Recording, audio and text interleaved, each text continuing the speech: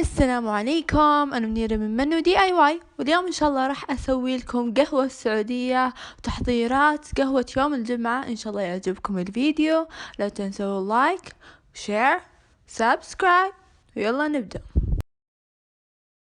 وأول شي راح أسويه هو القهوة السعودية، وراح نحتاج إلى ماء، قهوة سعودية، هيل، زعفران، وحليب سائل. أول شي راح نسويه هو أن نضع الماء الساخن في البريق، بعد كذا نضيف فنجالين من القهوة ونخليها تغلي لمدة 10 دقايق. بعد كذا نضيف كمية بسيطة من الحليب عشان يفتح لونها، ونخليها تغلي لمدة 5 دقايق.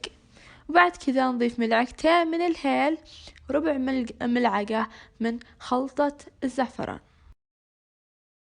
كذا نكون خلصنا القهوة السعودية، إن شاء الله تعجبكم، اضغطوا لايك إذا تحبونها. وبعد القهوة طبعا راح أحط الطبق الجانبي، وأهم طبق جانبي هو طبعا التمر.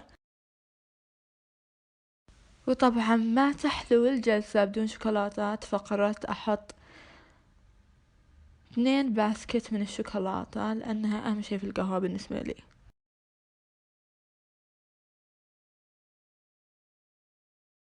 وبعد كذا ضفت معمول لأنها ما تحلى القهوة إلا بمعمول. وبعد كذا طبعا رتبتها على الطاولة. إن شاء الله عجبكم الترتيب وكذا، وإذا عجبكم لا تنسوا تحطون تعليقاتكم تحت في description box، وتقولوا لي إيش أكثر شيء أعجبكم. وإن شاء الله عجبكم الفيديو، ولا تنسوا لايك شير سبسكرايب. باي. أتمنى تزورون مقطعي السابق، هو ديكورات الغرفة جدا جدا جميلة وسهلة.